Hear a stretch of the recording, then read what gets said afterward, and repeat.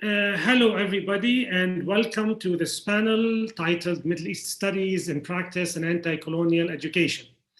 My name is Hicham Safieddine. I will be co-chairing this panel with my dear colleague, Jamie Allinson. And I first want to give a special thanks to the conference coordinator, Bronwyn Mehta, for the incredible job of coordinating online events at the conference. And I want to express my gratitude to Annalisa Paven as well for kindly volunteering to support the session. In addition to Zoom, if you're with us on Zoom, this event is going to be live streamed on YouTube. So it's also available to watch by non-conference member participants. The link has been put by Bronwyn in the chat. So if you are on Facebook right now watching us, if you have friends, please do cut and paste and share on your social media platform. We have 5 distinguished speakers, and we have my fellow co-directors, which we'll talk about at the end of the session. But after a brief introduction to what BRISMES Campaigns is, I'm going to introduce each one of the speakers before they speak. And then Jamie at the end will talk about how you can stay all connected and get involved in BRISMES Campaigns. And after that, we're going to open the floor for questions and discussions. So we are gathered today to celebrate and discuss, celebrate the launch of BRISMES Campaigns and to discuss the very important relationship between Palestine, pedagogy, and liberation. And I think it's quite apt that we do so as part of this year's conference, which is titled Knowledge, Power, and Middle East Studies. So let me begin with a quote about knowledge and power that speaks to our topic. And this is a signature quote that my colleague and co-director Miriam Arwag uses at the bottom of her email, and I always read it every time she sends me the email. This is what Edward Said says in his Wraith Lectures in 1993. Nothing, in my view, is more reprehensible than those habits of mind in the intellectual that induce avoidance, that characteristic turning away from a difficult and principled position, which you know to be the right one, but which you decide not to take. Why? You do not want to appear too political. You are afraid of seeming controversial. You want to keep a reputation for being balanced, objective, moderate. Your hope, sorry, can you hear me? Yeah. Hello, can you hear me? Yes, we can. Yeah, okay, good. Okay, sorry. Your hope is to be asked back to consult, to be on a board or prestigious committee, and so to remain within the responsible mainstream. Someday you hope to get an honorary degree, a big prize, perhaps even an ambassadorship. For an intellectual, these habits of mind are corrupting par excellence. If anything can denature, neutralize, and finally kill a passionate intellectual life, it is the internalization of such habits, end quote. So in the spirit of the public intellectual, so eloquently articulated and embodied by Edward Said and others who devoted their lives, and in some cases lost their lives in the pursuit of speaking truth to power, and in steadfast and unapologetic defiance of the mounting assault on public and higher education, including the most recent and reprehensible campaign of intimidation and coercion by the UK government under the very false pretext of fighting anti-Semitism in order to silence and demonize the teaching of Palestine if it did not conform to Zionist tastes and standards, we gather today. We gather to celebrate the launch of BRISMES Campaigns. BRISMES Campaigns is an organization founded by academics working in Middle East studies and associated disciplines. Because we recognize that the academy is part of an unjust world and that the unjust world is part of the academy, we aim to campaign and agitate as well as educate for a just world inside and outside the academy. We seek a more liberated form of Middle East studies, a popular pedagogy that links research and theory to concrete pursuit of social justice through wider public engagement, action-oriented activism, and egalitarian politics, both on the domestic and international stage. We therefore oppose the ways in which Middle East studies on and off campus is implicated in the exploitation and domination, racism, colonialism, Orientalism, patriarchy, homophobia, ableism, authoritarianism, neoliberalism, and elitism. We believe in transnational solidarity and global justice. We believe in the importance of organizational and cultural struggle across borders and of making links with excluded groups. We pursue our goals in coordination with our parent charity and its membership. But I have to emphasize, we are an entirely distinct entity. We will also do so with other like-minded educational and community organizations. We are going to mount our campaigns on specific issues, as well as join forces with appropriate other campaigns, when appropriate with other campaigns. Because we oppose injustice and domination and support emancipation and liberation, we fully endorse, and it is our duty to actually honor the BDS resolution passed by BRISMES in June of 2019. By endorsing this Palestinian call for boycott, divestment, and sanctions, we are doing so against the unjust regime of Israeli occupation and apartheid. As workers in education, our focus on the boycott of Israeli universities and research centers as a result of their decades-long institutional complicity in the racist oppression of Palestinians, including fellow educators and students, is going to be key. BRISMES Campaigns advocates for a boycott of institutions, not individuals, something that we have to repeatedly raise. Unfortunately, either sometimes it's misunderstood or actually ignored. We look for ways to advocate effectively for BDS in the United Kingdom and beyond, aiming to raise awareness as to the conditions of Palestinian educators, researchers, and students facing apartheid, racial discrimination, occupation, siege, colonization, and exile. We do so fully aware that today in the UK, educators are under attack, facing intimidation, silencing, smears, misinformation, and defamation.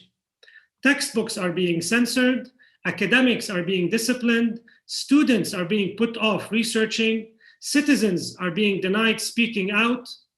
And a very concrete example is the adoption, as we know, of the IHRA and the false accusations of anti-Semitism, which are leading to a shrinking space and curtailing academic freedoms and Palestinian voices within the academy.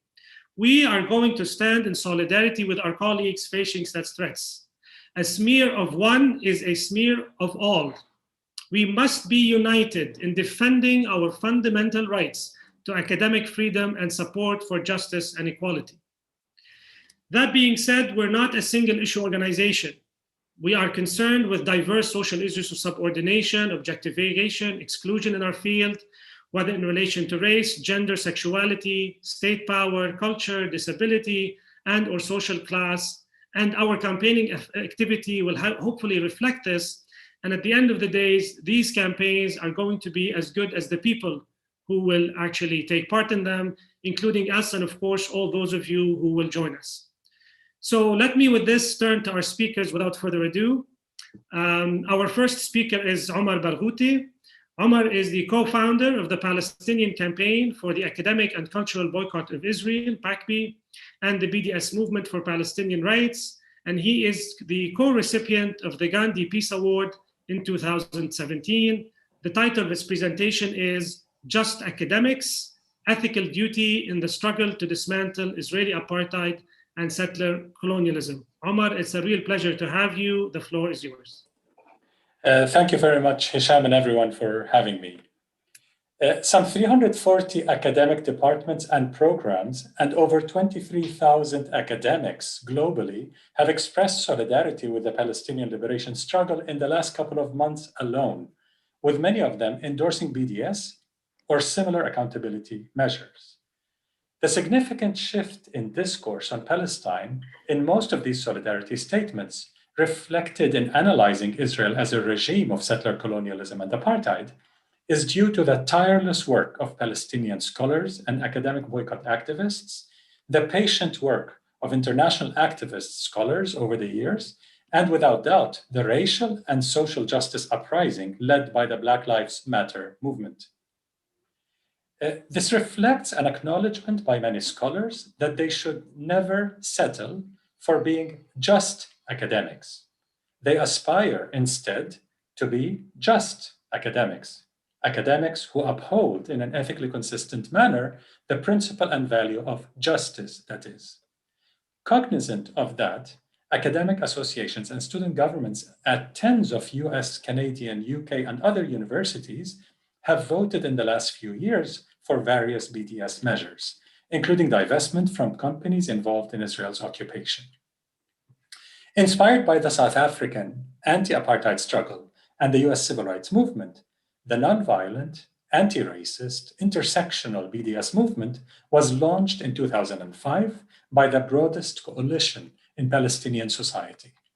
It calls for ending Israel's 1967 occupation, upholding the right of Palestinian refugees to return to their lands, and ending Israel's institutionalized and legalized system of racial domination, which meets the UN definition of apartheid, as recently acknowledged by Human Rights Watch and Israel's leading human rights organization, B'Tselem.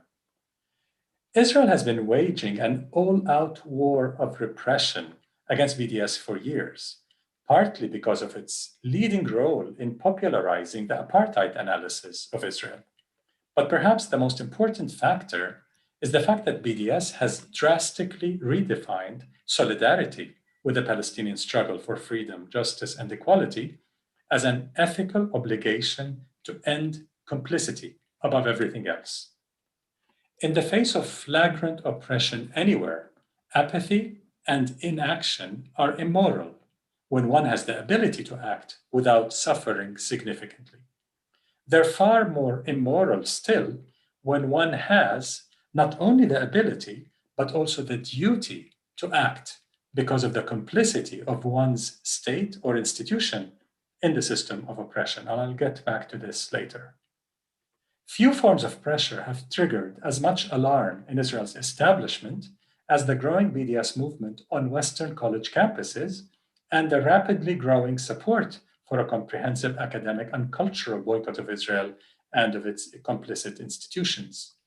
In parallel, many individual academics around the world have joined the widespread, silent, that is unannounced yet quite effective, boycott of Israel. Israel realizes that an effective academic boycott would irreversibly hurt its brand and feed the growing calls for economic boycotts and eventually sanctions. Israel's academic institutions, after all, have been a pillar of its regime of oppression, playing a major role in planning, implementing, justifying, and whitewashing Israel's crimes against the Palestinian people. The complicity of Israeli universities takes many forms, including the development of weapon systems and military doctrines used in the commission of Israeli war crimes and crimes against humanity. They systematically those universities provide the military intelligence establishment with indispensable research on archaeology, demography, geography, hydrology, psychology, philosophy, among other disciplines. And they tolerate and often reward racist speech, theories, and bogus scientific research. This complicity also includes institutionalizing discrimination against Palestinian Arab citizens, among them scholars and students, suppressing Israeli academic research, especially on the Nakba, and construction of campus facilities and dormitories in the occupied Palestinian territory, as Hebrew University has done in occupied East Jerusalem, for instance. Ariel University, located in the illegal settlement by the same name, was built entirely on stolen Palestinian land. It's another glaring example of academic complicity. An independent campaign, No Ariel Ties, initiated by authoritative Palestinian bodies and supported by prominent academics worldwide, has called for non-recognition of Ariel University and for ending all institutional ties with it. Examples of academic complicity in Israel's crimes against the Palestinian people abound. Here I list only a few. Technion prides itself of developing many of the weapon systems, particularly drone technologies, employed by the Israeli forces in their bloodbaths in Gaza and Lebanon. Tel Aviv University has designed tens of weapons used by the Israeli occupation forces. The Institute for National Security Studies also takes credit for the development of the so-called Dahiya doctrine, or doctrine of disproportionate force, that is adopted by the Israeli army and which calls for, quote, the destruction of the national civilian infrastructure and intense suffering among the civilian population, end of quote, as a means of defeating an otherwise impossible to defeat non-statal resistance. The BDS movement upholds the universal right to academic freedom and therefore calls for boycotting institutions, not individuals, as BRISMES does. The Palestinian Campaign for the Academic and Cultural Boycott of Israel, PACBI, subscribes to the UN definition of academic freedom, which prohibits the infringement on the academic freedom of others, as well as discrimination and repression. Anchored in precepts of international law and universal human rights, PACBI rejects on principle any McCarthyite type political tests or boycotts targeting individuals based on their opinion or identity, such as citizenship, race, gender, religion, and so on. If, however, an individual is representing the State of Israel or a complicit Israeli institution, such as a dean, rector, president, or is commissioned to participate in Israel's efforts to rebrand itself, then her or his activities are subject to the institutional boycott and that the BDS movement is calling for. The boycott conflicts with academic freedom argument also confuses academic privileges with academic freedom and fails, accordingly, to grasp that an institutional academic boycott would harm perks and privileges, not rights. Some critics may argue that BDS contravenes academic freedom still because it cannot but hurt individual Israeli academics if it were to be effective at all.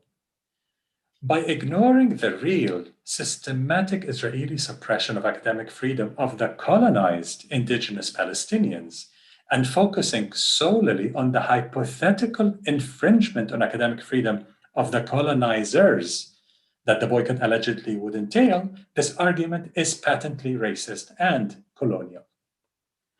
The academic boycott of Israel that Palestinian civil society has called for is closely connected to Israel's relentless and deliberate attack on Palestinian education, which some have termed scholasticide, and which goes back to the 1948 Nakba.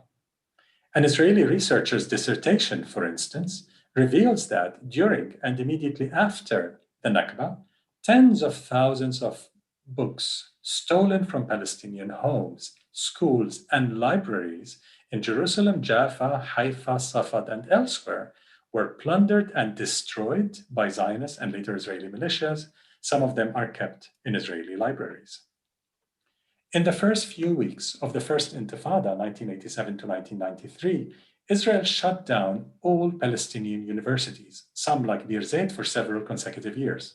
And then it closed all 1,194 Palestinian schools in the occupied West Bank, including East Jerusalem and Gaza. Next came the kindergartens. Eventually, every educational institution in the occupied Palestinian territory was forcibly closed. This promoted Palestinians to build an illegal network of underground schools. Palestinian scholars and students are methodically denied their basic rights, including academic freedom, and are often subjected to imprisonment, denial of freedom of movement, even violent attacks on themselves and their institutions, including the bombing of Palestinian universities in Gaza in 2014, and again in the recent assault in May of this year. Palestinian citizens of Israel have also suffered for decades from the structural racism that pervades the Israeli educational system.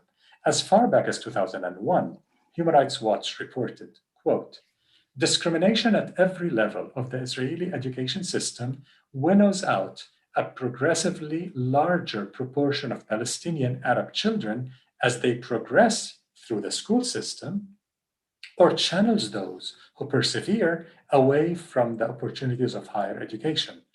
The report continues, "The hurdles Palestinian Arab students face from kindergarten to university function like a series of sieves with sequentially finer holes." End of quote. In the past, many academics supported a much more sweeping academic boycott against apartheid South Africa's universities and individual academics. Yet today, some of those same academics are reluctant to support a strictly institutional boycott of Israeli academic institutions that are complicit. This is the definition of hypocrisy. Still, BDS, including the academic boycott, is growing at an inspiring rate, and Israel's standing is nosediving worldwide. In a recent YouGov poll, for instance, Israel's favorability dropped sharply since February of 2021 till now among European publics, including in Germany and France. In the UK, Israel's favorability dropped 27 points during this period, making it the least favorable of all the countries surveyed.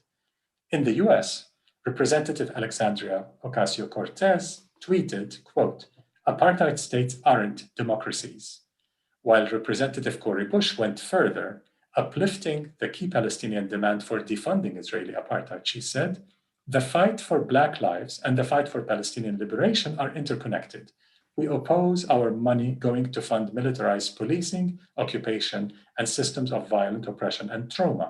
We are anti-apartheid, period." End of quote. Major TV network personalities, major artists, icons like John Legend and Snoop Dogg, star athletes in the UK leading football clubs, Hollywood celebrities, Susan Sarandon, Viola Davis, John Cusack, Wentworth Miller, Mark Ruffalo, Natalie Portman, among many, many, many others, have all expressed solidarity like never before. Some of them tweeting the famous disappearing map of Palestine under gradual settler colonialism. Dock workers' unions in Oakland, California, Durban, South Africa, and in Italy have refused or started to organize towards refusing the handling of Israeli ships. According to a newly released report by the Euromed Human Rights Monitor, 91% of the children in Gaza suffer some form of conflict-related trauma after the latest Israeli massacre, which killed more than 67 children, injured hundreds, and made thousands of children homeless.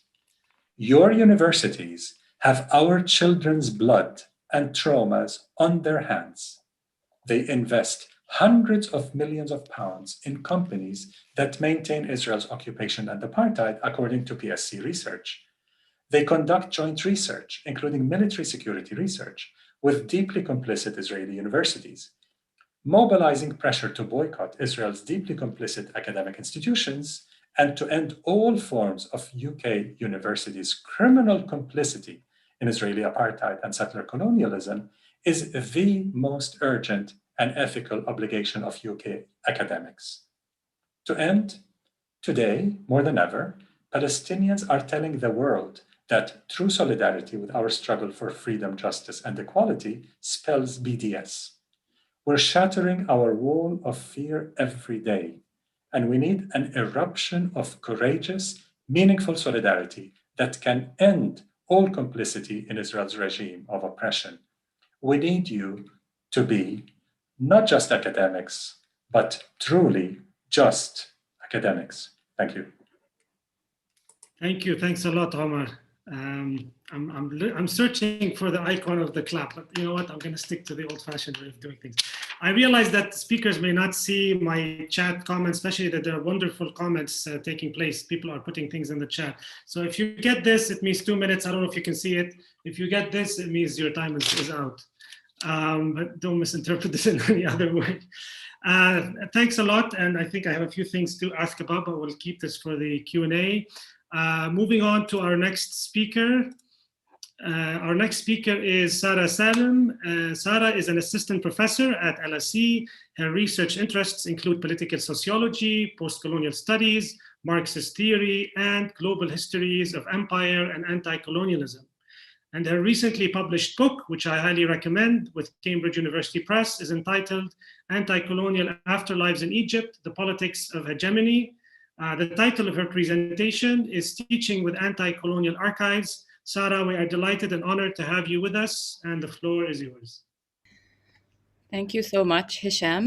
Thank you for this invitation, and thank you, Omar, for that really moving talk. This is a very tough act to follow, but I'll do my best. So I was invited to talk a bit about the question of teaching colonialism and anti-colonialism, and in particular, to think about the classroom as a space in which the politicization of colonialism is becoming increasingly intense.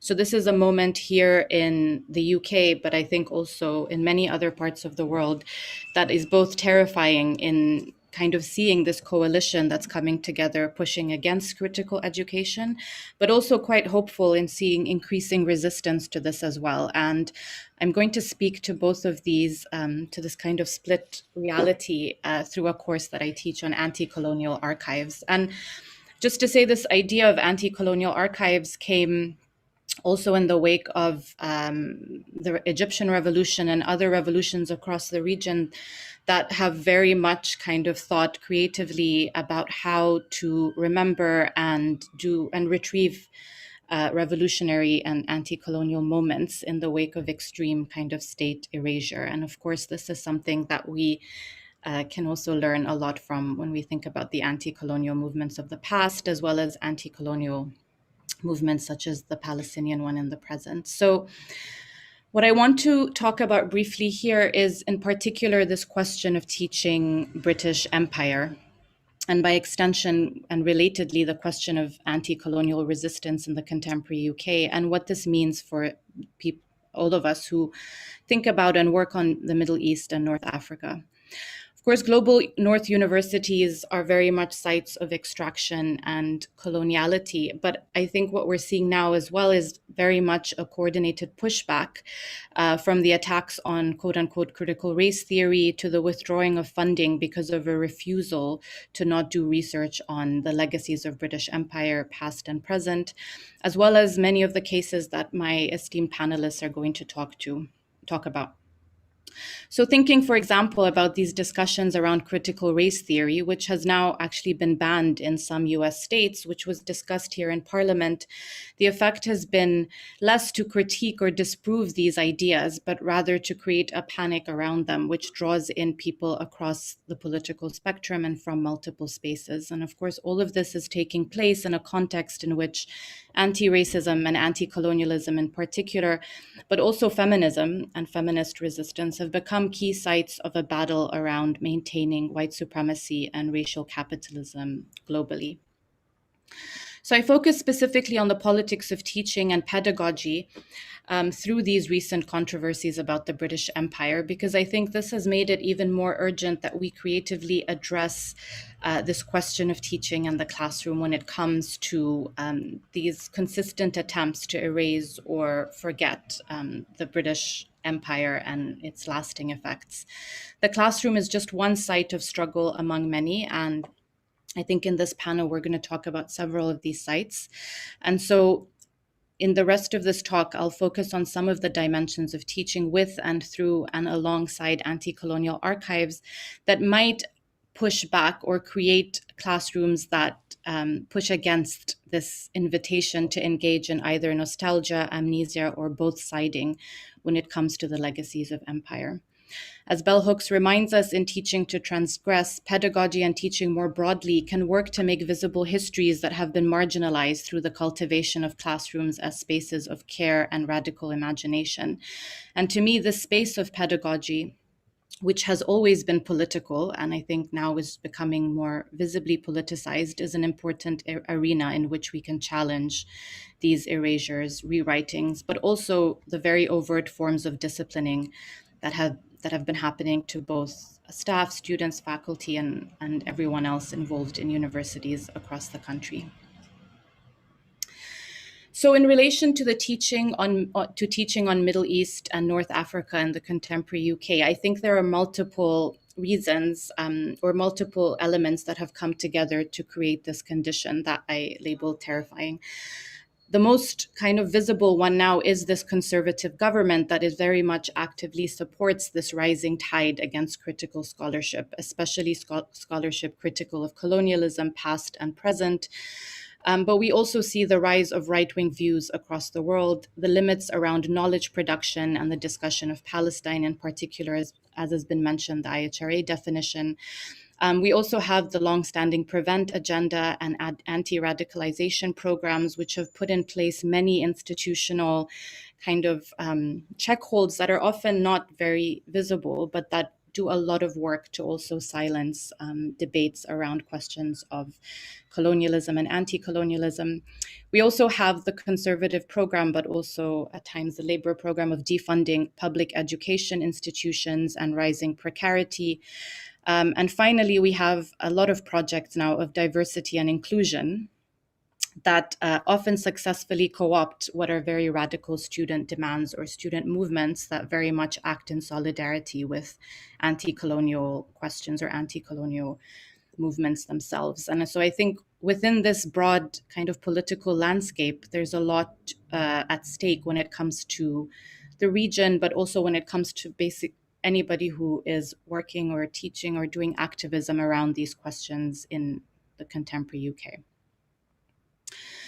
I think the scandals that have emerged, the quote-unquote scandals that have emerged around teaching empire, show once again how crucial this question of imperial nostalgia is to Britain's kind of self-understanding and how it understands its position in the world.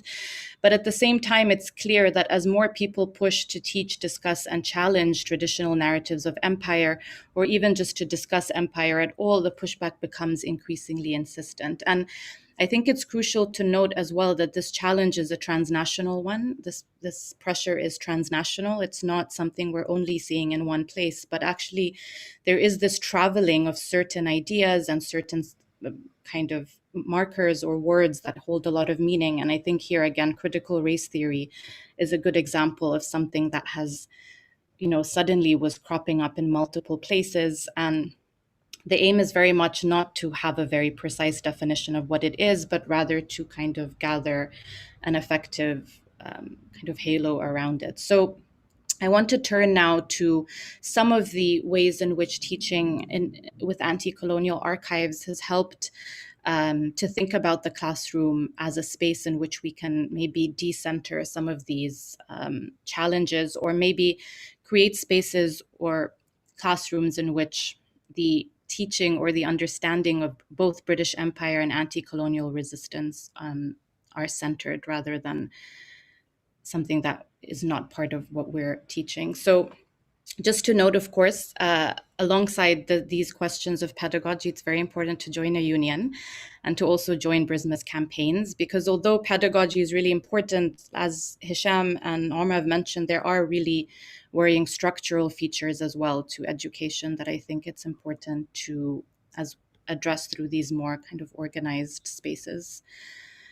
So the first thing I want to talk about is the way in which pedagogy can challenge this debate here in England around this need for objectivity, for balance, for equal attention to varied perspectives, especially around the legacies of British Empire. And again, this is very much connected to some of the ramifications of the Prevent agenda that require this quote-unquote balance to be in place. And of course, classrooms have never been apolitical. So one thing that I found really invigorating in thinking about teaching is how to work with radical archives, but also to think with post-colonial and Black feminist pedagogy in creating space for feelings, emotions, senses, materiality, and other forms of knowing that are often discounted or seen as less valuable in relation to the textual or the canon itself. So partly this meant thinking with and through approaches to history that focus on memory, rather than maybe more classical historical texts. Partly it meant thinking about ourselves as part of anti-colonial archives, our bodies, feelings, life histories, even our names. But most above all, it meant thinking about ourselves as all connected to anti-colonial histories, of course, in very different ways. And I think the effect of this was very much to not counter objectivity or prove objectivity, but rather to decenter it and to think about how both ourselves in the classroom, but also the spaces all around us. So in the case of LSE, the buildings, the legacy of LSE itself, spaces nearby like the British Museum, or even just streets all around us, were all implicated actually in histories of empire in important ways, and not relegated, where empire is not relegated to the past or to elsewhere, which is usually imagined to be the US. I think this sharp delineation between past and present, which has also become a very big feature of the debate around colonialism in the UK, is also something that thinking with radical or non kind of official archives is a really interesting way of challenging. And in particular, we thought a lot with things like music, food. For example, we had an amazing session where we're thinking about cookbooks as theoretical material rather than empirical material. And all of these ways in which other forms of knowing became centered were also an important way of collapsing time and kind of collapsing these temporal distinctions that tend to exist in this debate around empire. And I think by collapsing this distinction between past, present, and future, there was a lot in which we were able to move beyond this debate about how the past influences the present. And I think this is a whole other topic, but on this question of decolonizing the classroom, I think there's much to say as well about the textual and the dominance of the textual, and what an anti-colonial education that doesn't value the textual over other senses might do. I want to now turn to the question of solidarity and connections, because I think, as Omar mentioned, this is really a crucial challenge that we're facing today. Thank you, Hicham. First, because I think what we're seeing in the present, and this was why I spoke about being hopeful, is that there's an incredible wave of movements that have been fighting against all of the different challenges that I outlined earlier. And this goes back quite far, but we can think about the long-standing Palestinian solidarity movements, but also the fight against tuition fees, movements against the white curriculum, Black Lives Matter, and many more that have all energized one another in important ways. And I think, again, this was interesting in the classroom in the sense that anti-colonial archives themselves are not siloed into these regional or national or also disciplinary borders, and very much think about connections as an important source of learning or source of knowledge. And I think there's a lot to think about as well in how we can connect these different struggles together. I think, first of all, because that connection is crucial,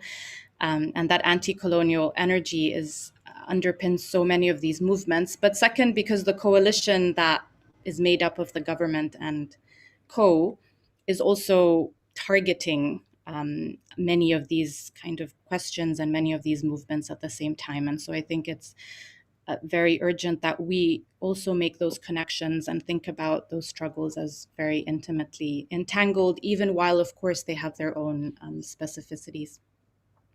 So finally, I'm going to end by touching on the diversity and inclusion agendas that we see across academic institutions in England, because I think in many ways these have been responsible for a lot of the co-optation that's happened, especially around kind of radical student demands and radical change. And thinking about anti-colonial education, I think there's so much left to do here, especially around how universities act as border police, so the policing that happens around questions of visas and so on inside universities, inequalities around global knowledge production, even just kind of the basic point that we still teach everything and read everything in English, but also questions of funding, questions of scholarships, and very importantly, what Omar mentioned as well, this question of how so many of these institutions are complicit in what is happening to Palestinians. So I think in some unfortunate way, these diversity and inclusion agendas have also become something we need to think about pushing against, because I think in many ways they do a lot of work in de-radicalizing what have been very radical calls against institutions here in England. So I won't have time to discuss this, but I do also want to mention that beyond England, it's also crucial that we think about the increasing curtailments around accessing archives and fieldwork in the Middle East and North Africa itself. And of course, here, there's also a great need, and there's so much amazing work on the expansive and creative approach to what archives can look like when states have, so clearly and strongly shut down access to knowledge and history in many parts of the world. So I'll stop here because I think I'm out of time, but thank you again for all this work. And yeah, I'm looking forward to the rest of the panel. Wonderful. Thank you so much. I don't think I can do this. I was just joking. It's too harsh to do. So I'm just going to do this if your time is up.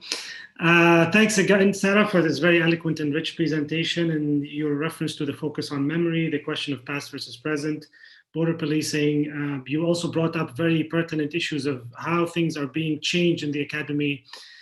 The word is decolonization, but you've actually used de-radicalization. So that's interesting to juxtapose these two things, maybe in the Q&A.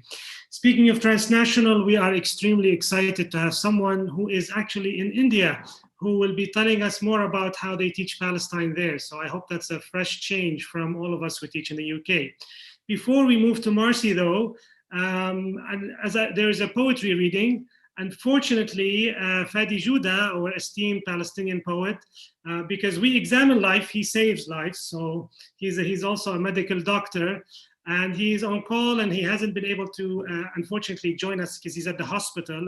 And so he's actually recorded his recitation, and I'm going to share it with my screen. Bear with me. It's a 7 to 8 minute recording. I should also point out there's a lot of links being put in the chat. Anne has very generously and kindly also updated us on what you can do in terms of joining BRISMES, and she and Jamie will talk more about this afterwards. So I'm now sharing my screen. Bear with me.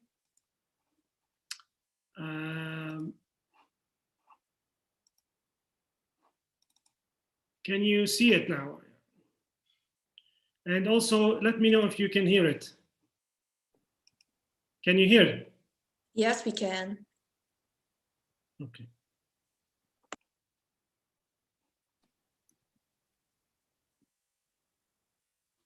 I can't hear it. I can't hear it either. Some of you can't hear it. Maybe someone can advise me. I mean, I have. You have to unshare it, and then when you do share, they'll be on the bottom ask to share with audio, and you have to click that. Okay, so I pressed share. Oh, share sound. I see. Wonderful.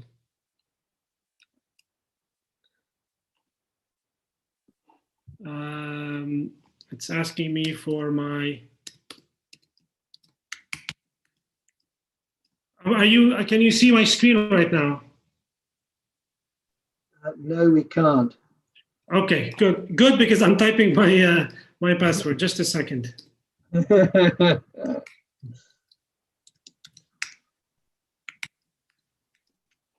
It's still asking me for my ID to be able to share the audio.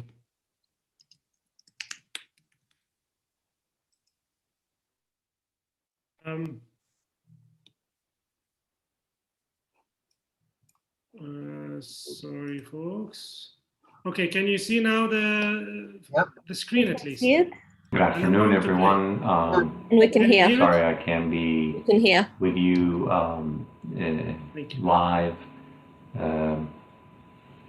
I will read 2 poems of mine and one in translation. The first poem of mine is called Remove, which links, despite its directness, the civilizational trope of property and language, especially if we remember that the equivalent for stanza in Arabic, room in Italian, is beit, is house. But it is also the poem that I centered around which I centered my recent essay in the Los Angeles Review of Books, my Palestinian poem that the New Yorker would not publish. Remove. You who remove me from my house are blind to your past, which never leaves you. Yet you're no mole to smell and sense what's being done to me now by you. Now, dilatory attritional, so that the past is climate change and not a massacre, so that the present never ends. But I'm closer to you than you are to yourself, and this, my enemy friend, is the definition of distance. Oh, don't be indignant. Watch the video. I'll send you the link in which you cleanse me item after limb thrown into the street to march where my catastrophe in the present is still not the size of your past. Is this the wall you throw your dice against? I'm speaking etymologically. I'm okay with the scales tipping your way. I'm not into that. I have a heart that rots, resists, and hopes. I have genes like yours that don't subscribe to the damaged pyramid. You who remove me from my house have also evicted my parents and their parents from theirs. How is the view from my window? How does my salt taste? Shall I condemn myself a little for you to forgive yourself in my body? Oh, how you love my body, my house. Second poem is Gemini. It's from my recent book, Tethered to Stars, and obviously named, the poem is named after the zodiac, also the idea of the two in one, both the mystical and the mythical, and the historical in the sense of a distant echo of a couple of things that might have happened under the Gemini sign. After yoga, I took my car to the shop. Coils, spark plugs, computer chips, and a 2-mile walk home are fossilized public transportation, elementary school recess hour, kids swirling joy, the all-familiar neighborhood. And then another newly demolished house. How long since I've been out walking? A message appeared on my phone. An American literary magazine calling for a special issue on Jerusalem, deadline approaching, art and the ashes of light. At the construction site, the live oak that appeared my age when I became a father was now being dismembered. The machinery and its men, almost always men, poor or cheap labor, colored with American dreams. The permit to snuff the tree was legally obtained. The new house is likely destined for a nice couple with children. Their children won't know there was a tree. I paused to watch the live oak brutalized limb by limb until its trunk stood hanged and the wind couldn't bear the place. Who loves the smell of fresh sap in the morning, the waft of SOS the tree's been sending to other trees? How many feathers will relocate since nearby can absorb the birds? Farewell for days on end. They were digging a hole around the tree's base to uproot and chop it, then repurpose its life.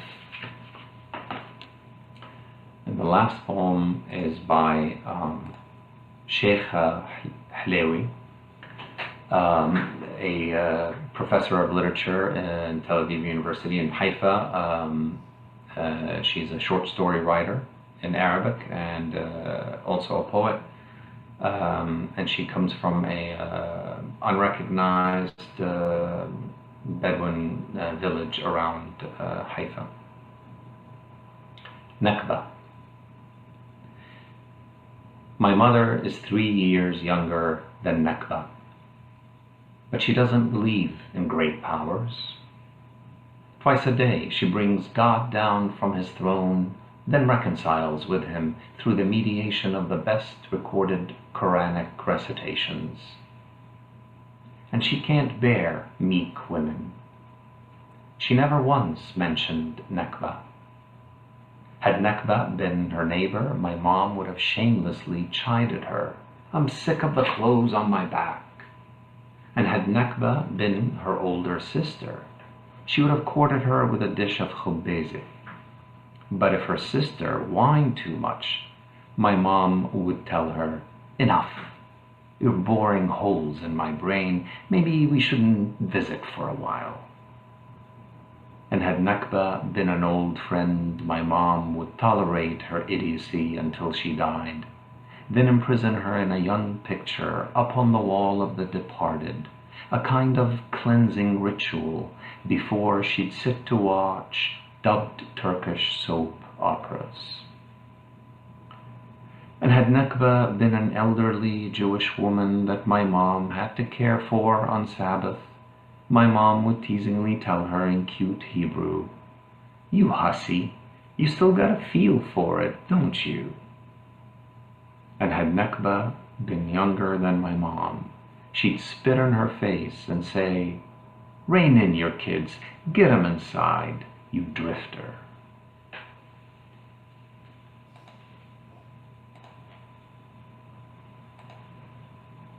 Thank you. All right.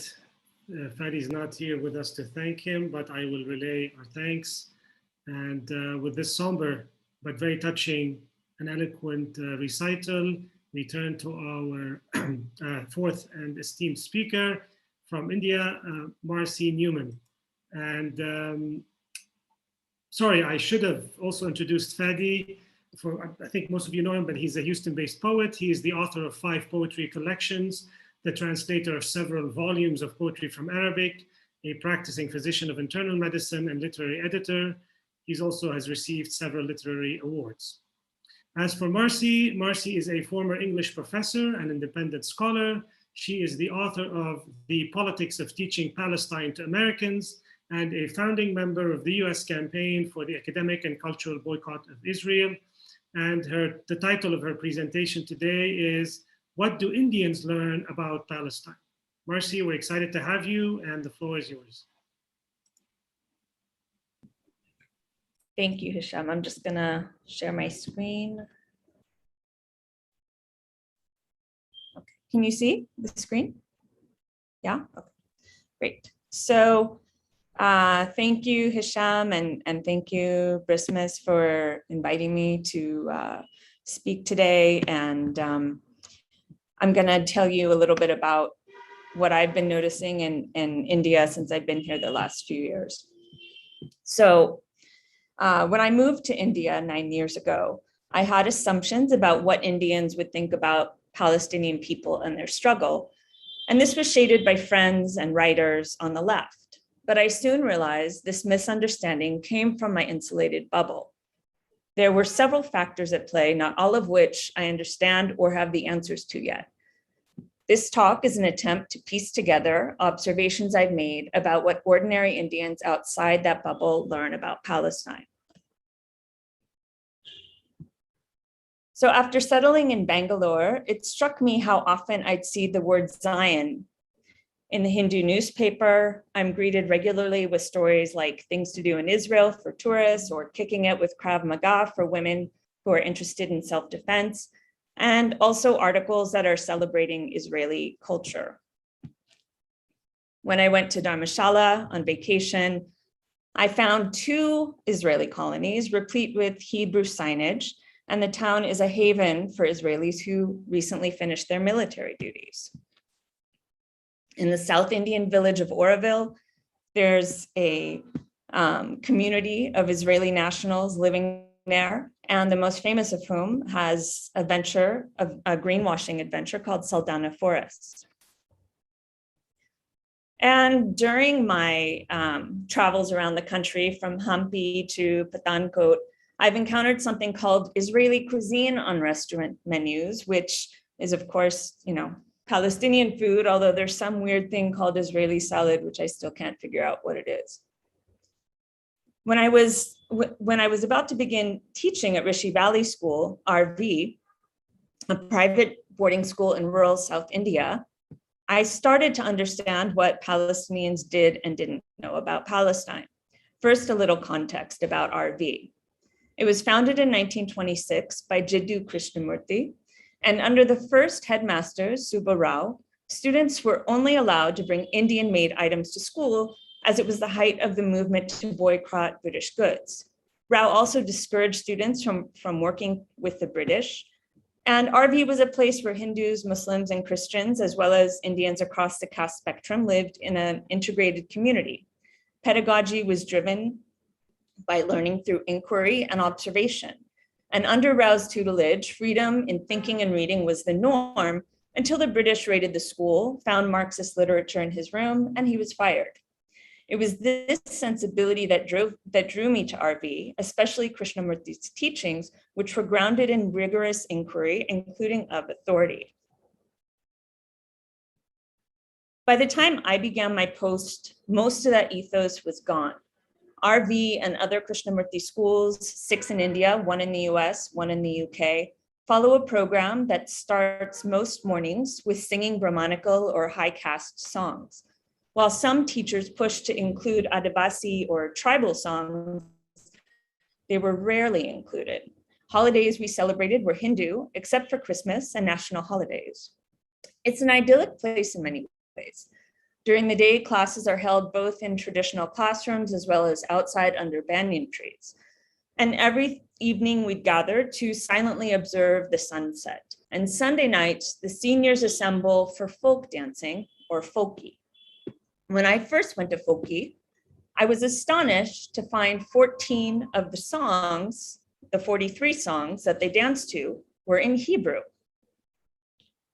These are 2 of the songs. And oddly, no one had any thoughts about where they came from or why they were there. And there was little information about that. So I started investigating first with Havana Gila, which was one of the songs on this slide. It was composed by Abraham Zvi Eidelson, a Zionist living in Jerusalem, and he wrote it to commemorate the Balfour Declaration. It's a simple song. It repeats the words, "Let us rejoice" during the chorus, but it's what the original song celebrated, the British Zionist takeover of Palestine, that makes it a lot less innocuous. Some of the dances that accompany the song like this were Ashkenazi, but when Zionists began colonizing Palestine, they wanted to distance themselves from European cultural roots. Nicholas Rowe's History of Dance in Palestine traces Zionist cultural theft of Palestinian dubka. Quote, "The actual Zionist salvage and appropriation of indigenous peasant dance can be seen as both methodological and politically orchestrated. During the 30s and 40s, Zionist dancers researched the local peasant dubka. The steps were then re-choreographed into stage presentations of folk dance by Zionist youth," unquote. Some choreographers, like Rivka Sturman, created antagonistic pieces glorifying stealing Palestinian land. Her choreography of Nigun Atik is the second scene on this slide. One of the dances students flocked to the most was called Mayim. It was a song first choreographed in 1937 by Elsa Dublin to commemorate, quote, "finding water after a 7-year search." And this was near Ramla, which I find very odd.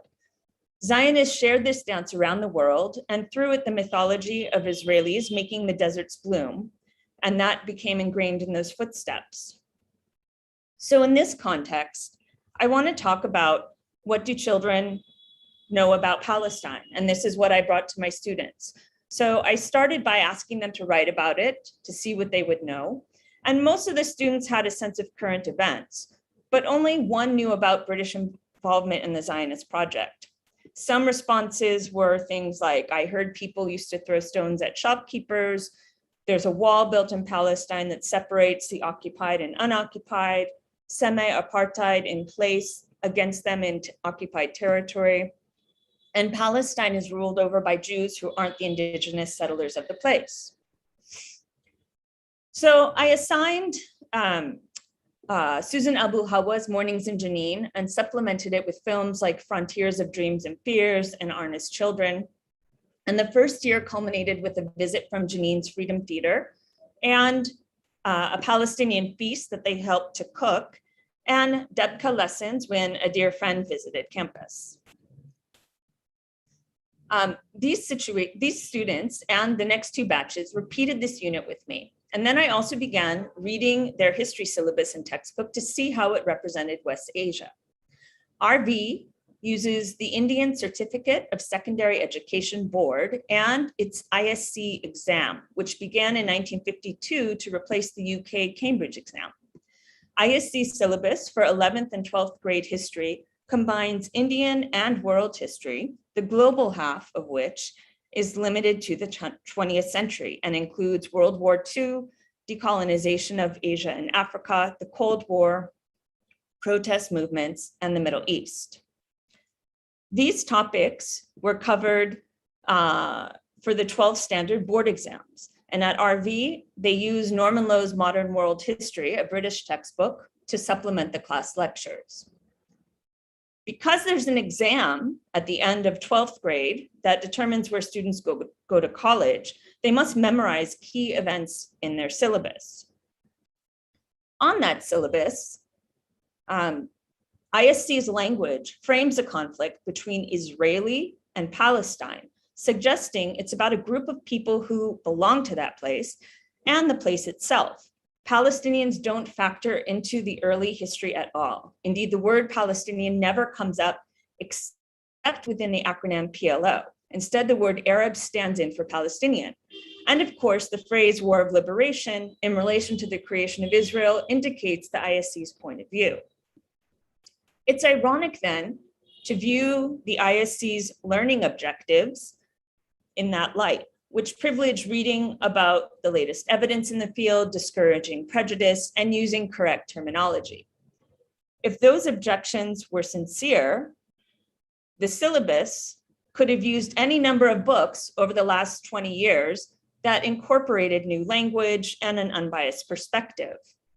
These books have been widely available if educators wanted to model the type of learning they were expecting of their students.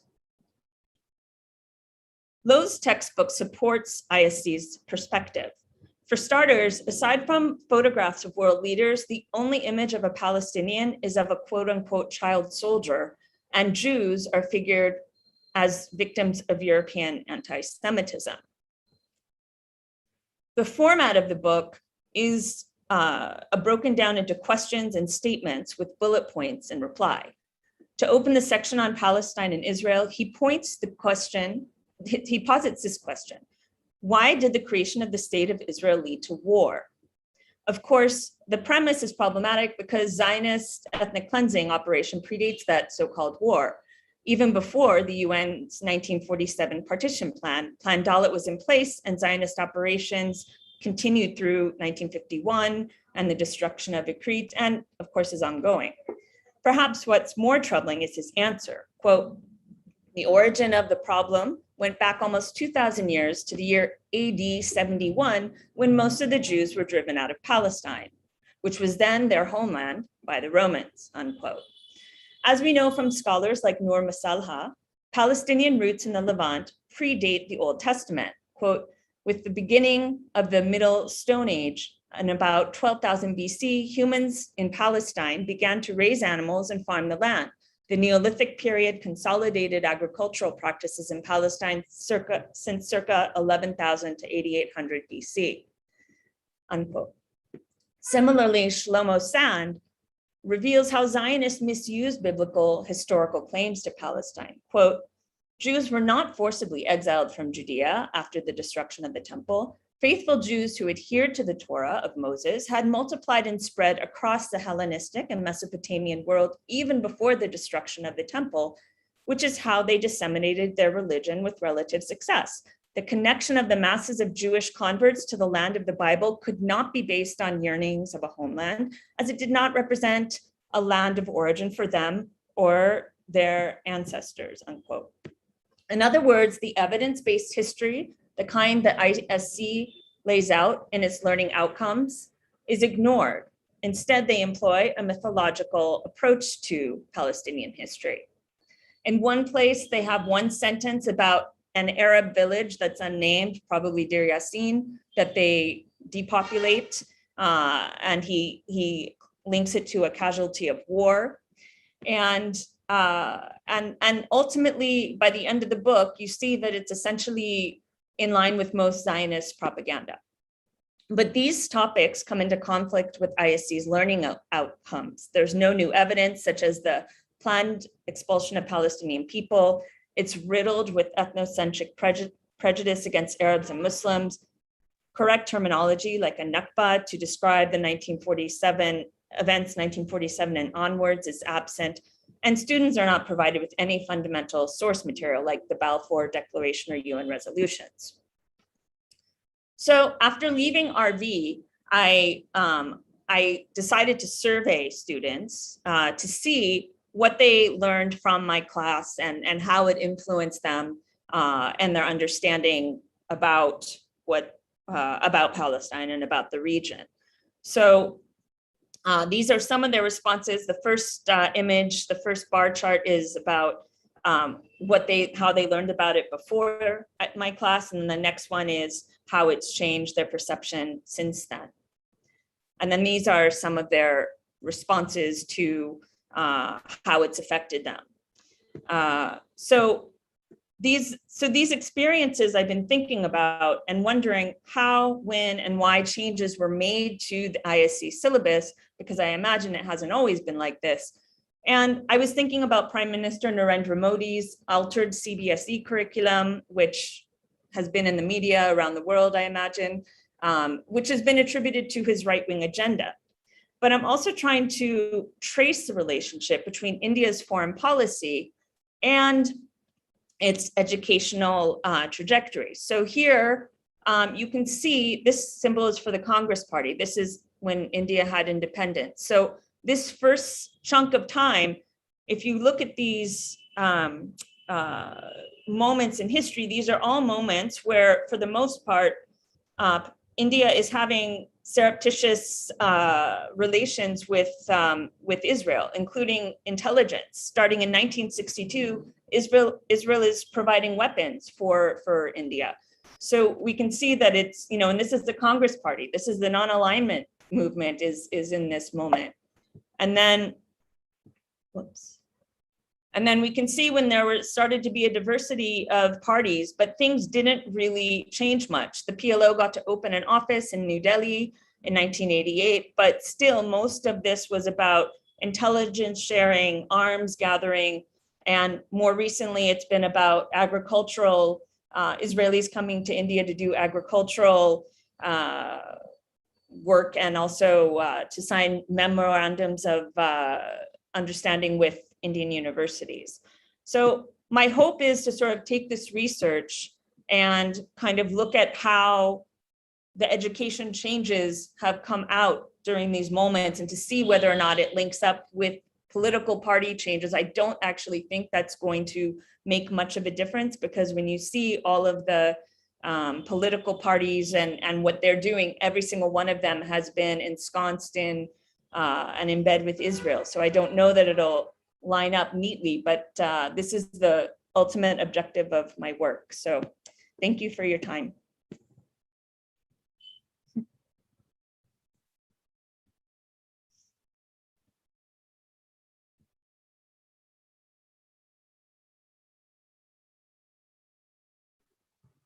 Hicham, you're muted.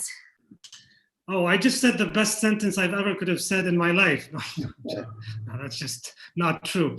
I was just thanking Marcy for this window into what's taking place in India. I think you reminded us, that the today's world is becoming more multipolar, and the weight of empire is not just in the West, and it's very important to think of what Israel is doing in other parts of the world. B, that Britain still has a hand in this because the knowledge is being produced in Britain, and C, the role of politics and right-wing ultra-nationalist movements and their alliances with Israeli government, which is of course against the pretension to liberalism that often the Israeli governments tell us in the West.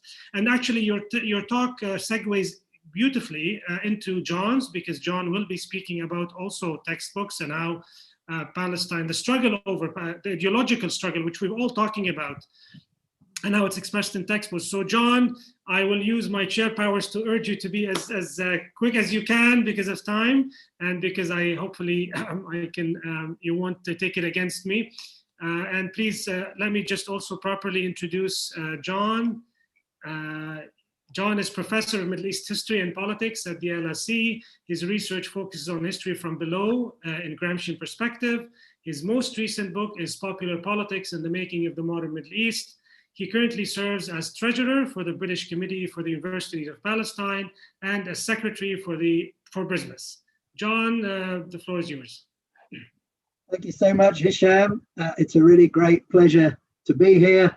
I'll keep it right down to maybe 6 minutes or 7 minutes or something. You can have more. I hope No, it's fine. All right. So what I'm going to begin with is page 80 from a book, which is this book, which is an edXL GCSE history book, Conflict in the Middle East, authored by Hilary Brash, published by Pearson, published in 2016.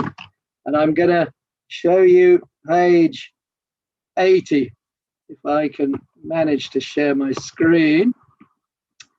Let me just go like that. Can you see sort of page 80 on the left and page 80 on the right? Can you see both sides of the screen? Hicham, if you could speak, if you could unmute maybe. I can see two columns, a single page with two columns of writing, life in the occupied territories on the right-hand side. Is that what you're showing us? Key term boxes. I'm trying to show it twice actually. You can't see the page 80 duplicated twice. I don't see a duplication, to be honest. I don't know if anyone else does. Does anyone else see is supposed to have life in the occupied territory? Maybe you can show it to them in sequence. John, do you want to show them in sequence if you can't at the same time? Okay.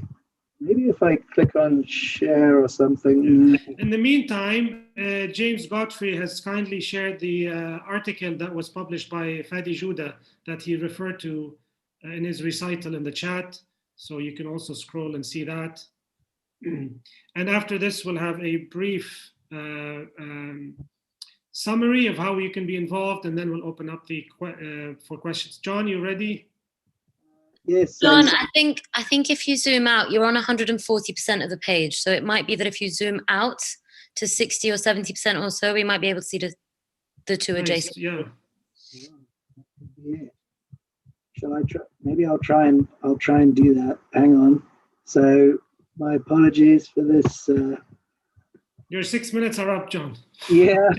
Okay, I'm going to show them. I jinxed you, my fault.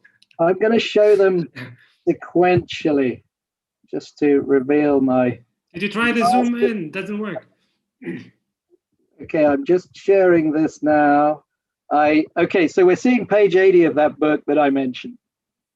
And if you look under life in the occupied territories, so this is page 80. It's about Palestinians in the 1970s. So we have, for ordinary Palestinians, life in the occupied territories was harsh. Living conditions were crowded, basic and unhygienic. To make money, many Palestinians had to work in Israel.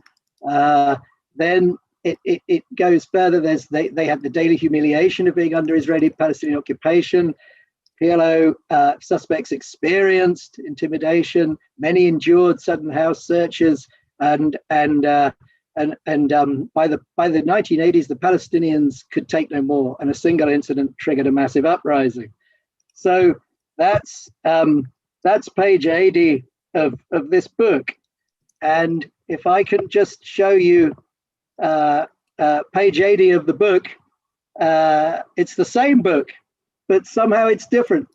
It says, for many ordinary Palestinians, life is now difficult. It's no longer harsh. And then you've got, despite major improvements in the standard of living, health, and education under Israeli rule, living conditions are crowded and basic, but the word unhygienic has disappeared.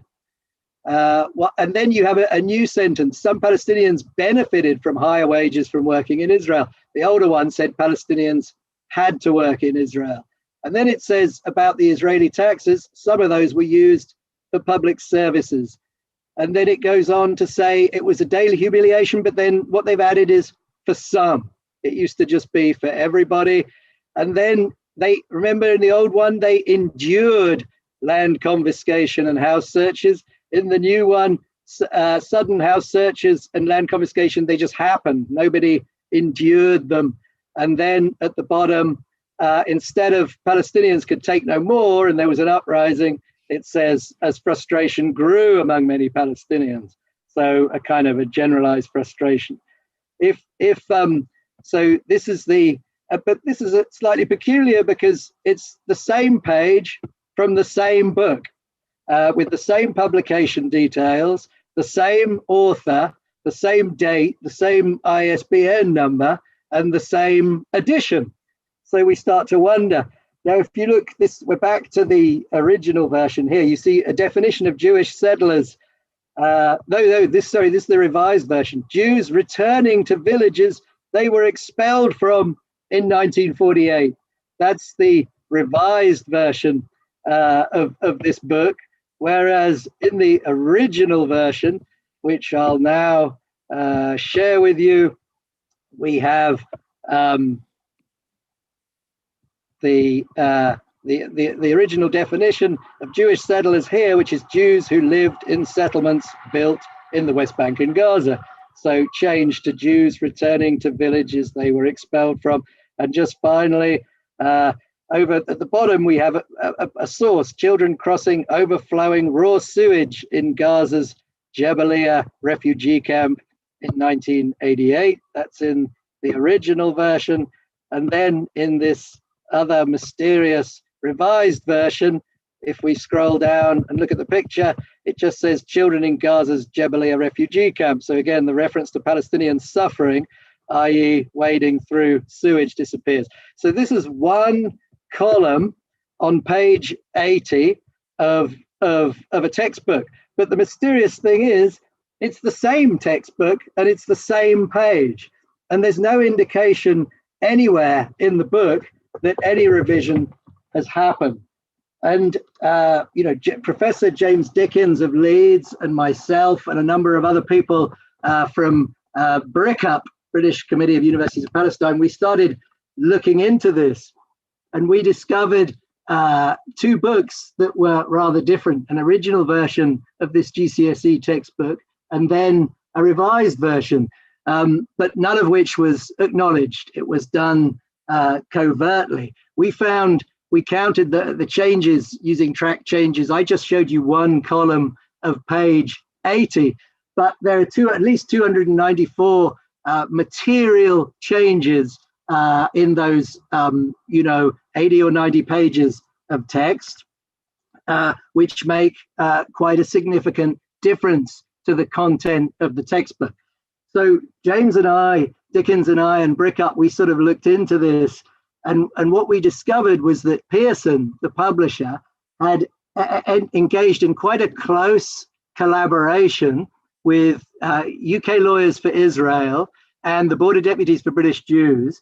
And they had, over a period of months, systematically worked through the original version of the book to produce a new version, which was, as I mentioned, unacknowledged. And then those 294 changes were made. And what we found and what we detailed in a report was basic distortions on sort of fundamental issues. You saw a definition of Jewish settlers, instead of it being, those who go to live in the West Bank and the Gaza Strip, it had changed to those who were returning from villages they were expelled from in 1948, and others, and then the sentence goes on. Basic distortions, around these kind of issues around international law. So for instance, the original version of the book says that international law prohibits the indefinite occupation and annexation of land acquired by force. So the original version of the textbook just repeats the international consensus since 1949, but the revised version of the textbook, it just adds the word "some argue" at the beginning of that sentence. So some argue that indefinite occupation and annexation is prohibited under international law. So turning what is, you know, a cornerstone of international law since 1949 into a sort of questionable opinion of just, you know, a few people. So really basic distortions. Also quite evident double standards on very sensitive issues around violence and suffering. You caught a little glimpse of how Palestinian suffering, whether wading through sewage or enduring house searches and confiscations, how those instances of Palestinian suffering get subtly edited out. But there are so many throughout the book, but also a dialing up of the suffering endured by Israeli Jews. And then double standards on issues of violence. So Palestinian violence is intensified, augmented, you know, paramilitaries become terrorists, etc.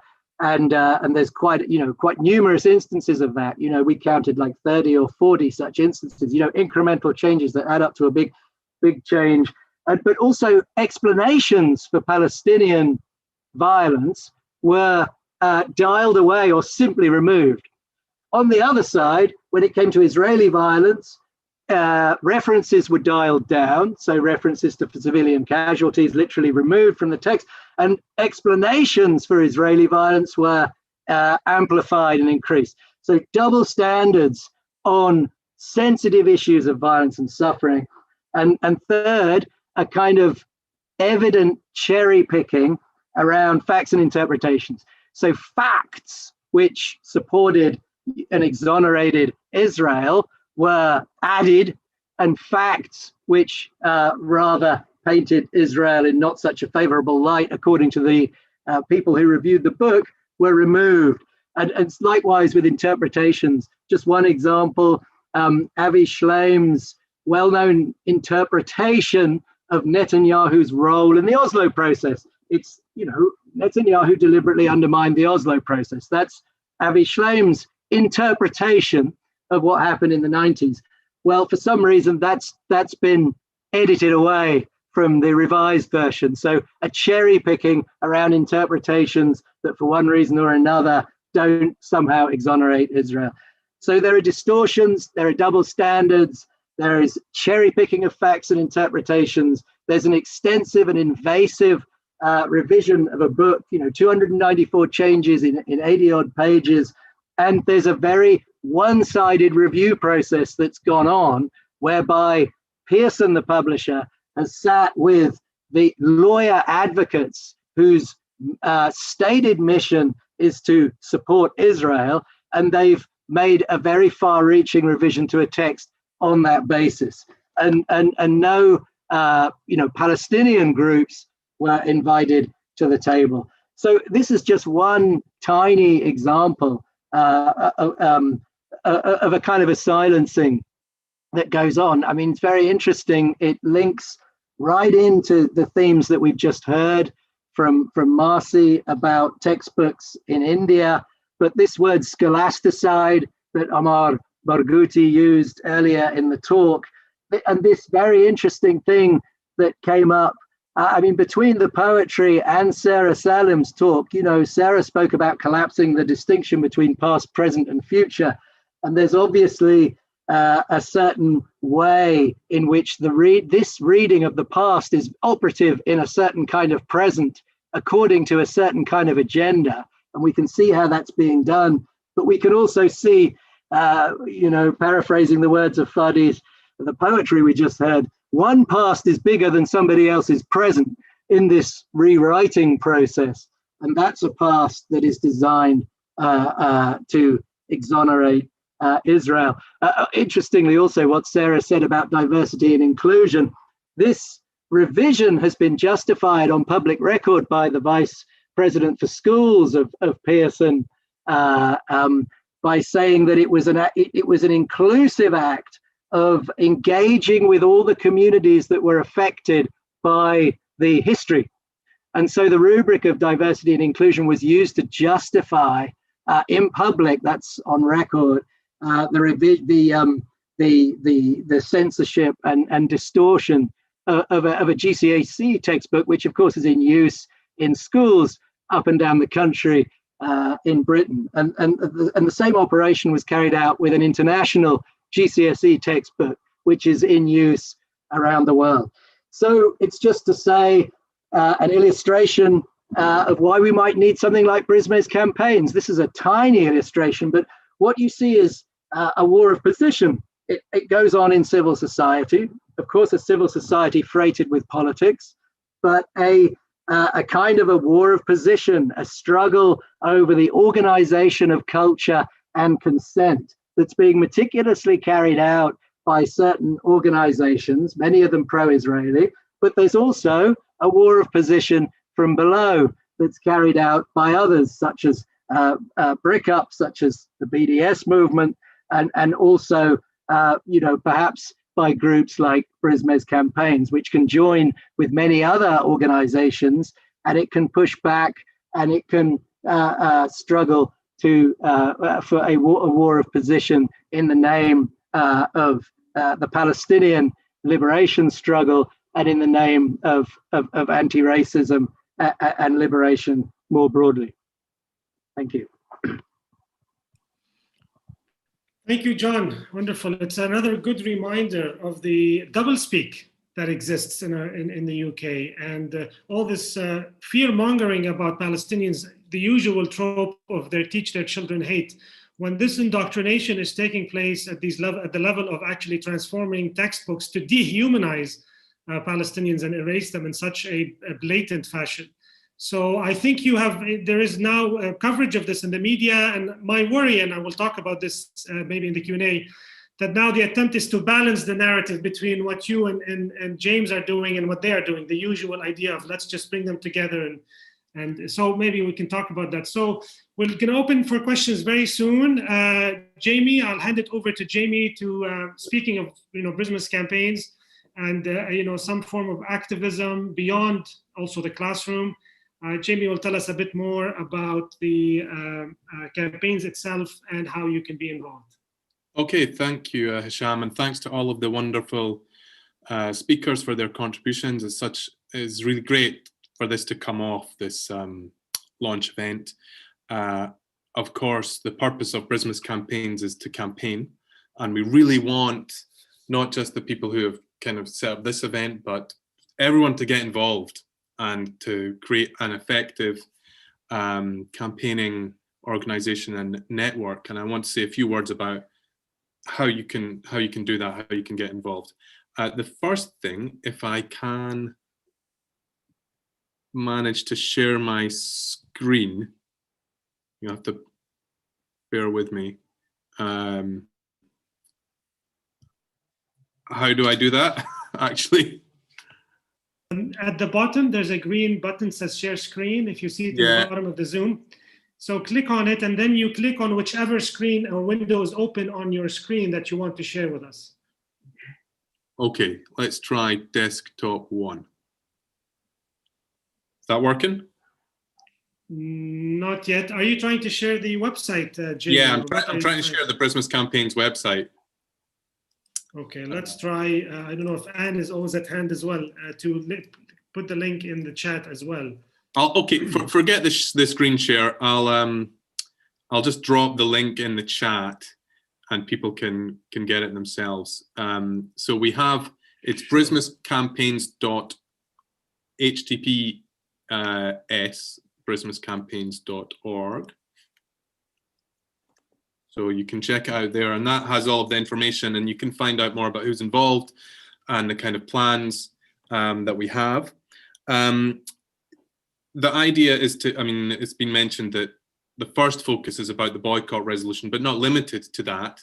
And that we'll be pursuing activities in kind of 3 main tracks, which would be great if people want to get involved in 1 or 2 or all of them. But if you have a specific, something you feel you can contribute, we'll be doing research, not so much necessarily in the sense of our academic research, but research on things related to, for example, connections of settler universities with British ones and so forth, communications, and actually campaigning and mobilization. So there will be a couple of ways of kind of staying in touch. One is the slightly less what would you say, high commitment one of the mailing list, which I'm just trying to get from further up. Anne, could you drop the mailing list link in the chat for me, please? Yeah, we'll do that. Yeah, great. And then there's another form, which is more specific. So there's more information, and on there you could put in, for example, if you want to be involved in this particular type of campaign or particular talent or networks that you're involved in. We would really very much like to encourage people, students or people with good connections in the student movement, to get involved and to sign up here and to stay in touch and kind of bring BRISMES campaigns together with the sort of energy of students. So I think that's all we need to say about how you can get involved, and just please do get involved.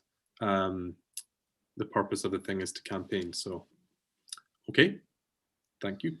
Great, thank you, Jamie. So it will pick up with the beginning of the term, but we're radical in our views, but gradualist at this point in the soft launch until we build up. So please do get involved early on and share your thoughts, your ideas of which campaigns we need to focus on. How can we coordinate with everybody who's doing now BDS? And I should also mention maybe on the side that King's College just recently, the union, passed a motion expressing support for BDS, which is not very common for King's to do. So we're very happy about that.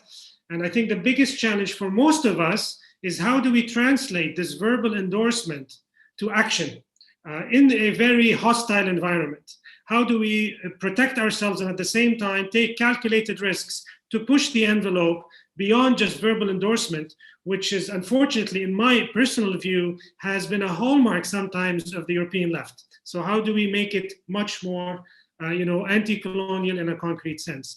I'll open the floor for questions, comments. There are very interesting stuff also being put in chat. If you would like to ask a question or make a brief intervention, please raise your hand either electronically or if I can see you, I'll also point to you. Who would like to ask a question or make an intervention? And I also know Anne might want to say a few things about organization involvement, but let's first see if anyone wants to.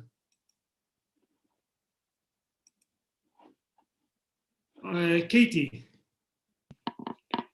Hi, thank you for this really rich conversation and series of presentations, and also for the work that you're doing. I just wanted to pick up on the last point of encouragement for students to get involved in BRISMES campaigns. Just to ask if you can outline for those students who are here, and also for those of us who work with students, with their involvement, then how does BRISMES campaigns reciprocate that kind of mutual shared energy and expertise, wisdom and networks, just so that all of these kinds of movements are feeding one another?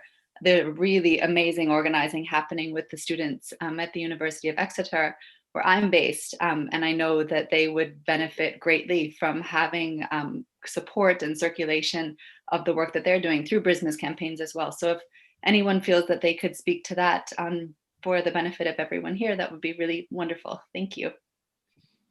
I'm going to invoke my chairmanship to maybe ask Anne. Would you like to say something, Anne, on this? Who's our co-director, Anne Alexander. She's here with us. And of course, if John or Miriam or Jamie want to also add something, please go ahead. Yes, I'm happy to say something about that. And thanks, Katie. Thanks for being here, and thanks for raising the question.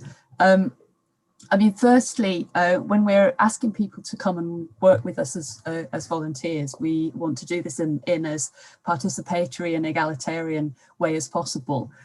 So people who come and give us their time and their expertise, their skills, we see this as a mutual arrangement where we will learn from each other. And we hope that we can provide support for students who'd like to get involved in some of our campaigns, but we also want to learn and network with student groups that are already active in this field. And also we see us. Obviously, we are aware as an organisation that there are many other organisations that work in this particular area. We will be coordinating with other academic and non-academic organisations that are attempting to also push forward the cause of solidarity with Palestinians, and also the other aspects of our campaigning work. So again, some of what we may be doing is actually kind of convening and networking, as well as and trying to bring together and align efforts so that we all work together and have more effort rather than being disparate. So I hope that maybe answers your question. Great, thank you. Miriam, is it about this or something else, in case you want to jump the line? You rather wait, sorry. I don't need to jump. Okay, in case it's on this point, that's fine, because Miriam is also a co-director, that's why. Ahmed, you're next. Thank you very much, Hicham, and thank everyone who participate in this great roundtable. I have a question for Marcy, if you don't mind. I would like to ask you about 2 points. About is there any formal relationship between the state of Israel and such discourse or this supporting for Israel that you share it with us today? Or it's just initiative from ordinary people or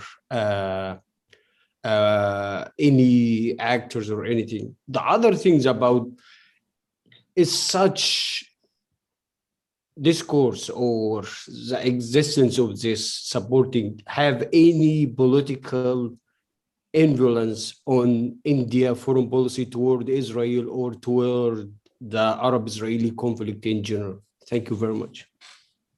Marcy, would you like to answer that? Sure. Yeah, thank you for your question. So if I understand your question right, you're wanting to know about how the discourse drives with the foreign policy. Is that correct? Yeah. Okay. So so what I find really interesting is that historically, it doesn't. Like even when Nehru was in power, and even when the non-aligned movement, when he was very active in that, organizing leaders around the world, he was having secret meetings with Israel and getting weapons from them. So I mean, that really got the ball rolling. So I feel like there's kind of a forked tongue that's going on at the policy level, and that's been the case. Now it's out in the open because Modi is kind of like Trump.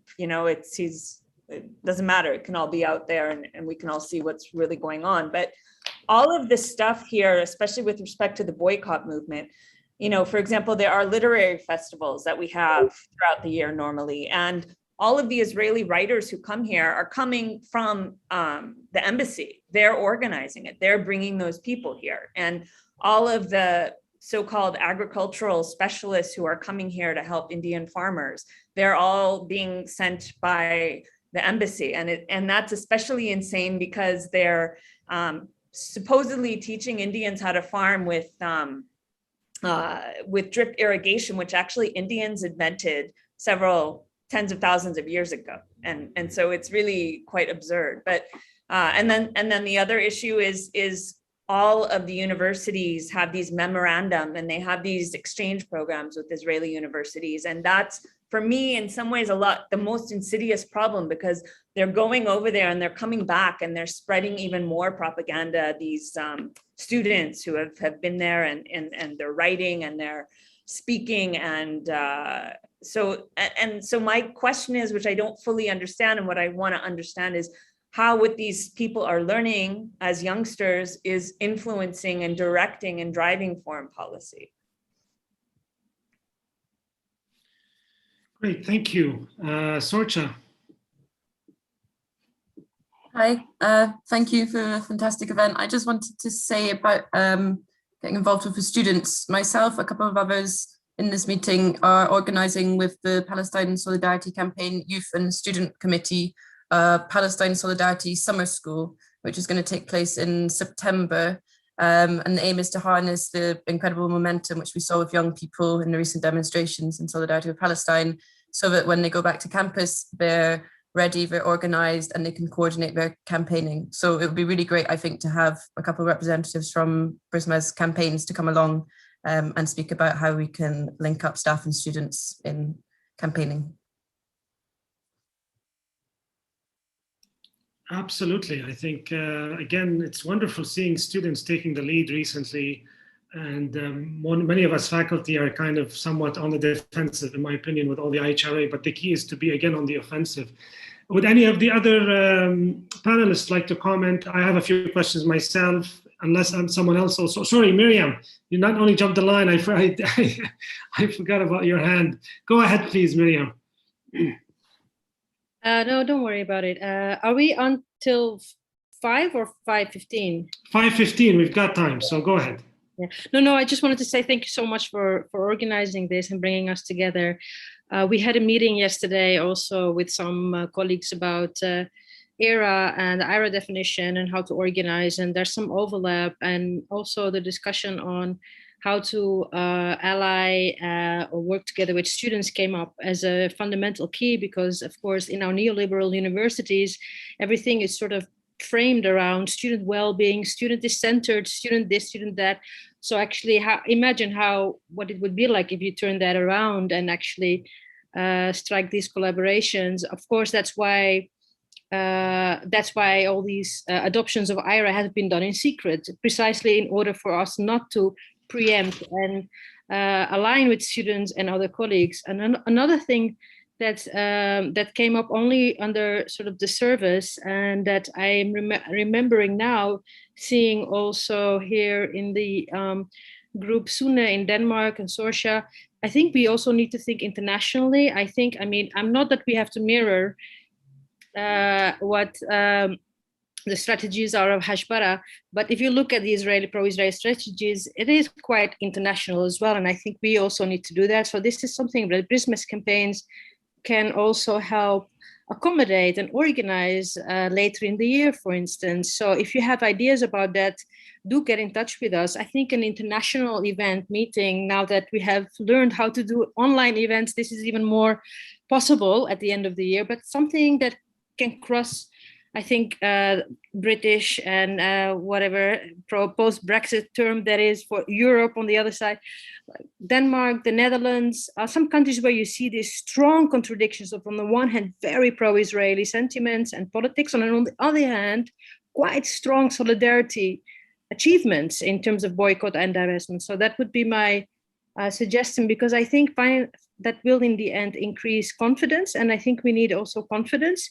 I have to say that I'm quite underwhelmed and slightly disappointed by the support I've received myself in my own university, even by senior colleagues who have nothing to lose when it came to organizing against IRA. And I think it has to do with a decline in confidence and an increase in the stigmatization around Palestine, and even terms like Zionism or Zionist, titles like from the river to the sea. All these have become codes for anti-Semitism, and I think we can reverse that and increase the confidence so we can actually have more success. But I think something international that we can organize together with you at the end of the year would be really powerful. Wonderful, great, thank you. I think Nicola and James have their hand up. I don't know who, but Nicola, can you please go ahead if you don't mind, James, and then James is next. Thanks. Sorry I arrived late, so I missed all the interventions, but congratulations to John and Hicham and Anne and Miriam, and I hope I haven't missed anybody out there. Jamie Allinson and Alat Shahri. Sorry, Jamie and Alat, for all the work you've done to get BRISMES campaigns started. So I guess for me, I mean, I might be saying something obvious here, but I mean, I think one of the main ways in which BRISMES campaigns can do something that's not replicate, because as Anne said, there's a lot of organizations that are interested in the same sort of things, maybe that us here are interested in, but perhaps where BRISMES campaigns can be really important is in channeling that and raising awareness in the Middle East studies community. And obviously, originally, when BRISMES tried to pass the BDS resolution, the AGM did pass a BDS resolution, but unfortunately, BRISMES for Charity cannot implement that. But the main idea of that was to raise awareness specifically within the membership of BRISMES, or the sorts of people who would be eligible for membership within BRISMES. So I think that's quite an important strategic priority for BRISMES campaigns. But of course, that doesn't stop BRISMES campaigns then supporting other initiatives. But just that, I guess, just a note of caution that, it's important to sort of focus on, I think, most efforts where you can make a really important value added, so that you don't become, overstretched, redundant, and exhausted. Because that's always a danger, isn't it? Yeah. Thanks. Thank you. James? Yeah, thank you very much. One point I was going to make is that I think we need to be very public about refuting false anti-Semitism allegations in particular. One of the techniques that the Israel lobby uses to silence people is, I think, the silence of previous people who've been accused of anti-Semitism, even when those allegations are shown to be false. And I think as soon as allegations are shown to be false, we need to get a full account of what happened into the public domain. Now, we know that across a number of universities, academics are being accused of anti-Semitism in what, in my opinion, is a very coordinated campaign. And it's intended, obviously, to intimidate people. If possible, it's intended to claim some victims. But even without claiming victims, even if everybody is, shown to be innocent, the claims are shown to be false, the campaign is intended to intimidate, first of all, those who are accused, and secondly, to intimidate others who haven't yet spoken up but might speak up from speaking up. And I think the only coherent strategy to deal with this is, as I say, to get things maximally in the public domain. And I think, it might be worth BRISMES campaigns deciding to highlight existing cases of false anti-Semitism allegations which have been shown to be false. And I think there are other platforms to highlight those as well. But I do think to give people the collective courage to say, actually, we will expose false allegations and we will use them to show the behavior and the strategy to expose the behavior and the strategy of organizations which used them in the first place. So I think to turn the false of those allegations back on the people who originally made them. Thank you. And all of this, I think we're taking in and making notes and hopefully coming back with concrete ways of incorporating them into what BRISMES Campaigns does. And again, as Jamie said, and as also Nicola just said, distinguishing between what BRISMES does. I mean, BRISMES writes letters about academic freedom. The campaign should be more about concrete campaigns, pushing the envelope in a concrete way. And Corona, of course, has prevented us from doing a lot of things we usually do, whether it's sit-ins, demonstrations, peaceful protests, more active ways of acting as not just a typical armchair academic way. So that's what the campaigns should also be doing in conjunction with the students. In the time that's left, unless someone has a question, I'm going to ask the panelists to briefly maybe say a couple of words. I have something in mind. I'll throw it out there. You can either address it or address whatever you want. With Omar, and I thought your distinction between academic privilege and freedom is essential. We hear this all the time when we're trying to pass motions. So that's a very important point. Let's take advantage of your presence. How do you see BRISMES campaigns or other, particularly I would say BRISMES campaigns, how can it coordinate and in what way can it play a role in conjunction with the PACBI and given your long time experience, what can it fill? Which gap can BRISMES campaigns fill so it doesn't again reproduce work being done? For Sara, I'm curious to hear more about what can we do? Do we simply not engage with the inclusion and diversity and decolonization, or are there ways we can do it? And to Marcy, I think, how can what's happening in India become, how can we expand the way in which we understand what's happening beyond the UK? Do you have any also, is there like BDS in India, or how can it be strengthened? And to John, again, quickly, is this a one-time thing, or do you think this is going to be a trend, and how can we ensure that we fight back, again, given the limited resources we have? So it's a lot, sorry, we have 5 minutes. Maybe if you can say something in a minute, I'd appreciate it. Omar. Okay, the only thing reasonable that I can say in a minute is that I suggest coordinating with the European Legal Support Center. Let me put the address in the chat. Before launching any campaign, not after repression starts. The UK is becoming extremely repressive, as everyone has said, and watching from afar, it's one of the worst countries on earth to do Palestine solidarity. It's not the worst. I mean, France is up there, Germany is way up there, but the UK is competing very hard with Germany in terms of McCarthyism. And I completely agree with James that a lot of pushback needs to happen, including lawsuits. Lawsuits against universities, against institutions that smear people and deny them certain rights, contracts based on false accusations of anti-Semitism. I know there is no equivalent of ACLU in the UK, American Civil Liberties Union. There's nothing that big in the UK that can defend civil liberties, but whatever exists, I think it's called liberties or something, it should be used to the maximum. And threats of lawsuits should be used as well.